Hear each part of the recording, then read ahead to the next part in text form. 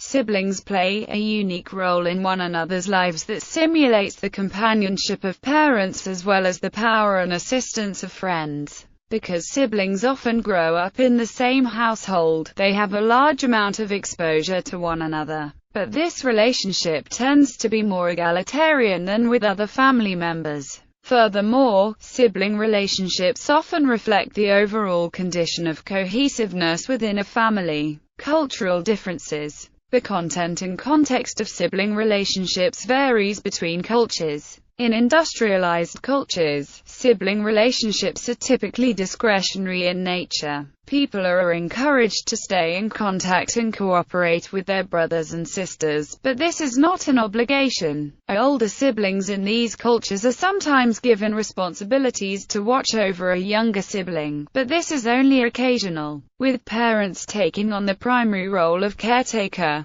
In contrast, close sibling relationships in non-industrialized cultures are often obligatory, with strong cultural norms prompting cooperation and close proximity between siblings. In India, the sibling relationship is so cherished that a festival is held in observance called Rakhi. At this celebration, the sister presents the brother with a woven bracelet to show their lasting bond even when they have raised their own families. These cultures also extend caregiving roles to older siblings, who are constantly expected to watch over younger siblings. Throughout the lifespan, infancy and childhood, a relationship begins with the introduction of two siblings to one another. Older siblings are often made aware of their soon-to-be younger brother or sister at some point during their mother's pregnancy, which may help facilitate adjustment for the older child and result in a better immediate relationship with the newborn. Early in development, interactions can contribute to the older sibling's social aptitude and cognitively stimulate the younger sibling. The attachment theory used to describe an infant's relationship to a primary caregiver may also be applied to siblings. If an infant finds an older sibling to be responsive and sees him or her as a source of comfort, a supportive bond may form. On the contrary, a negative bond may form if the older sibling acts in an aggressive, neglectful, or otherwise negative manner. Sibling attachment is further accentuated in the absence of a primary caregiver, when the younger sibling must rely on the older one for security and support. Even as siblings age and develop, there is considerable stability in their relationships from infancy through middle childhood, during which positive and negative interactions remain constant in frequency. Still, this time period marks great changes for both siblings. Assuming an age gap of only a few years, this marks the time when the older sibling is beginning school, meeting peers, and making friends. This shift in environment reduces both children's access to one another and depletes the older sibling's dependency on the younger for social support, which can now be found outside the relationship. When the younger sibling begins school, the older sibling may help him or her become acclimated and give advice on the new struggles that come with being a student. At the same time, the older sibling is also available to answer questions and discuss topics that the younger sibling may not feel comfortable bringing up to a parent. Adolescence. The nature of sibling relationships changes from childhood to adolescence. While young adolescents often provide one another with warmth and support, this period of development is also marked by increased conflict and emotional distance. However, this effect varies based on sex of siblings. Mixed-sex sibling pairs often experience more drastic decreases in intimacy during adolescence, while same-sex sibling pairs experience a slight rise in intimacy during early adolescence followed by a slight drop. In both instances, intimacy once again increases during young adulthood. This trend may be the result of an increased emphasis on peer relationships during adolescence. Often, adolescents from the same family adopt differing lifestyles, which further contributes to emotional distance between one another. Siblings may influence one another in much the same way that peers do, especially during adolescence. These relationships may even compensate for the negative psychological impact of not having friends and may provide individuals with a sense of self-worth. Older siblings can effectively model good behavior for younger siblings. For instance, there is evidence that communication about safe sex with a sibling may be just as effective as with a parent. Conversely, an older sibling may encourage risky sexual behavior by modeling a sexually advanced lifestyle, and younger siblings of teen parents are more likely to become teen parents themselves. Research on adolescence suggests positive sibling influences can promote healthy and adaptive functioning, while negative interactions can increase vulnerabilities and problem behaviors. Adulthood and old age. When siblings reach adulthood, it is more likely that they will no longer live in the same place and that they will become involved in jobs, hobbies, and romantic interests that they do not share and therefore cannot use to relate to one another. In this stage, the common struggles of school and being under the strict jurisdiction of parents is dissolved. Despite these factors, siblings often maintain a relationship through adulthood and even old age. Proximity is a large factor in maintaining contact between siblings. Those who live closer to one another are more likely to visit each other frequently. In addition, gender also plays a significant role. Sisters are most likely to maintain contact with one another, followed by mixed-gender dyads. Brothers are least likely to contact one another frequently. Communication is especially important when siblings do not live near one another. Communication may take place in person, over the phone, by mail, and with increasing frequency, by means of online communication such as email and social networking. Often, siblings will communicate indirectly through a parent or a mutual friend of relative. Between adult and elderly siblings, conversations tend to focus on family happenings and reflections of the past. In adulthood, siblings still perform a role similar to that of friends. Friends and siblings are often similar in age, with any age gap seeming even less significant in adulthood. Furthermore, both relationships are often egalitarian in nature, although unlike sibling relationships, friendships are voluntary. The specific roles of each relationship also differ, especially later in life. For elderly siblings, friends tend to act as companions while siblings play the roles of confidants. It is difficult to make long-term assumptions about adult sibling relationships, as they may rapidly change in response to individual or shared life events. Marriage of one sibling may either strengthen or weaken the sibling bond. The same can be said for change of location, birth of a child, and numerous other life events. However, divorce or widowhood of one sibling or death of a close family member most often results in increased closeness and support between siblings.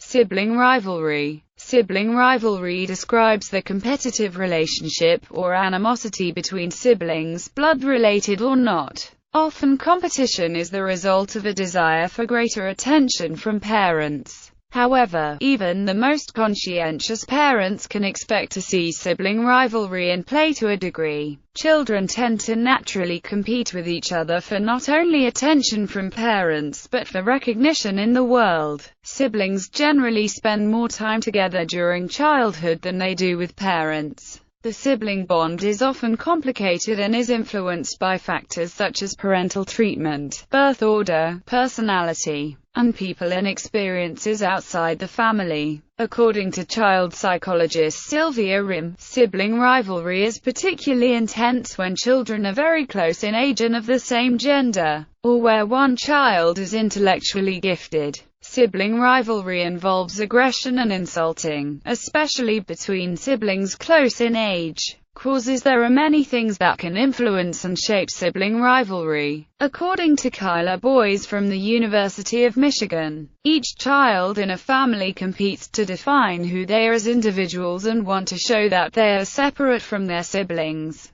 Children may feel they are getting unequal amounts of their parents' attention, discipline, and responsiveness. Children fight more in families where there is no understanding that fighting is not an acceptable way to resolve conflicts, and no alternative ways of handling such conflicts. Stress in the parents' and children's lives can create more conflict and increase sibling rivalry. Psychoanalytic view: Sigmund Freud saw the sibling relationship as an extension of the Oedipus complex, where brothers were in competition for their mother's attention and sisters for their father's. For example, in the case of little Hans, Freud postulated that the young boy's fear of horses was related to jealousy of his baby sister, as well as the boy's desire to replace his father as his mother's mate. This view has been largely discredited by modern research.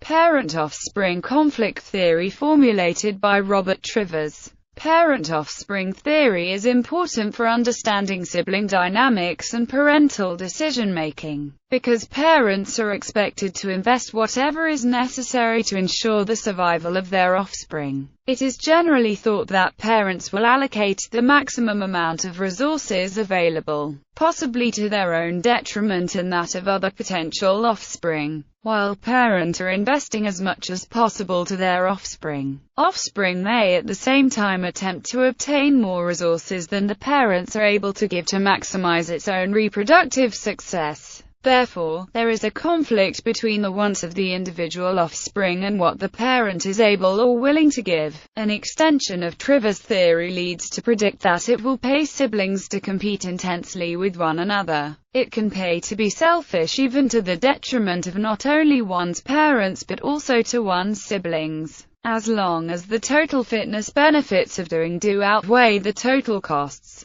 Other psychological approaches: Alfred Adler saw siblings as striving for significance within the family and felt that birth order was an important aspect of personality development. The feeling of being replaced or supplanted is often the cause of jealousy on the part of the older sibling. In fact, psychologists and researchers today endorse the influence of birth order, as well as age and gender constellations, on sibling relationships. A child's personality can also have an effect on how much sibling rivalry will occur in a home. However, parents are seen as capable of having an important influence on whether they are competitive or not. David Levy introduced the term sibling rivalry in 1941, claiming that for an older sibling, the aggressive response to the new baby is so typical that it is safe to say it is a common feature of family life. Researchers today generally endorse this view, noting that parents can ameliorate this response by being vigilant to favoritism and by taking appropriate preventative steps. In fact, say researchers, the ideal time to lay the groundwork for a lifetime of supportive relationships between siblings is during the months prior to the new baby's arrival. Throughout life, according to observational studies by Judy Dunn, children as early as 1 may be able to exhibit self-awareness and perceive difference in parental treatment between his or herself and a sibling in. Early impressions can shape a lifetime relationship with the younger sibling. From 18 months on, siblings can understand family rules and know how to comfort and be kind to each other. By 3 years old, children have a sophisticated grasp of social rules, can evaluate themselves in relation to their siblings, and know how to adapt to circumstances within the family.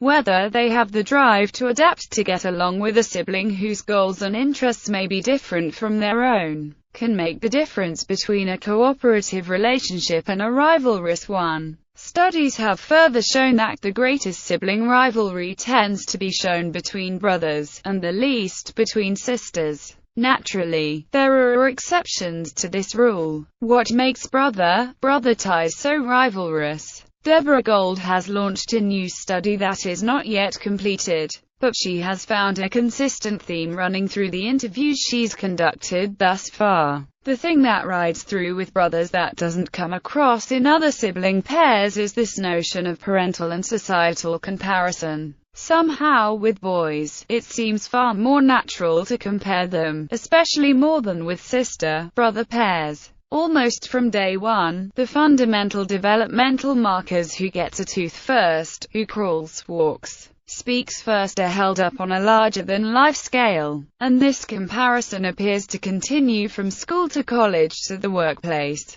who has the biggest house, who makes the most money, drives the best car are constant topics of discussion. In our society, men are supposed to be achievement-oriented, aggressive. They're supposed to succeed. Sibling rivalry often continues throughout childhood and can be very frustrating and stressful to parents. Adolescents fight for the same reasons younger children fight, but they are better equipped physically and intellectually to hurt and be hurt by each other. Physical and emotional changes cause pressures in the teenage years, as do changing relationships with parents and friends. Fighting with siblings as a way to get parental attention may increase in adolescence. One study found that the age group 10 to 15 reported the highest level of competition between siblings. However, the degree of sibling rivalry and conflict is not constant. Longitudinal studies looking at the degree of sibling rivalry throughout childhood from Western societies suggest that, over time, sibling relationships become more egalitarian, and this suggests less conflict. Yet, this effect is moderated by birth order. Throughout childhood, older siblings report more or less the same level of conflict and rivalry throughout their childhood. In contrast, young siblings report a peak in conflict and rivalry around young adolescence and a drop in late adolescence. The decline in late adolescence makes sense from an evolutionary perspective. Once resources cease or individuals have started their own reproductive career, makes little sense for sibling to continue fierce competition over resources that do not affect their reproductive success anymore. Sibling rivalry can continue into adulthood, and sibling relationships can change dramatically over the years. Events such as a parent's illness may bring siblings closer together, whereas marriage may drive them apart, particularly if the in-law relationship is strained. Approximately one-third of adults describe their relationship with siblings as rivalrous or distant. However, rivalry often lessens over time. At least 80% of siblings over age 60 enjoy close ties. Prevention: parents can reduce the opportunity for rivalry by refusing to compare or typecast their children, teaching the children positive ways to get attention from each other and from the parent, planning fun family activities together, and making sure each child has enough time and space of their own. They can also give each child individual attention, encourage teamwork, refuse to hold up one child as a role model for the others, and avoid favoritism. It is also important for parents to invest in time spent together as a whole family. Children who have a strong sense of being part of a family are likely to see siblings as an extension of themselves. However, according to Sylvia Rim, although sibling rivalry can be reduced, it is unlikely to be entirely eliminated. In moderate doses, rivalry may be a healthy indication that each child is assertive enough to express his or her differences with other siblings. Via suggests that 4 criteria should be used to determine if questionable behavior is rivalry or sibling abuse. First, one must determine if the questionable behavior is age-appropriate, e.g., children use different conflict resolution tactics during various developmental stages. Second, one must determine if the behavior is an isolated incident or part of an enduring pattern. Abuse is, by definition, a long-term pattern rather than occasional disagreements. Third, one must determine if there is an aspect of victimization to the behavior. Rivalry tends to be incident-specific, reciprocal and obvious to others, while abuse is characterized by secrecy and an imbalance of power. Fourth, one must determine the goal of the questionable behavior. The goal of abuse tends to be embarrassment or domination of the victim. Parents should remember that sibling rivalry today may someday result in siblings being cut off from each other when the parents are gone. Continuing to encourage family togetherness, treating siblings equitably, and using family counseling to help arrest sibling rivalry that is excessive may ultimately serve children in their adult years.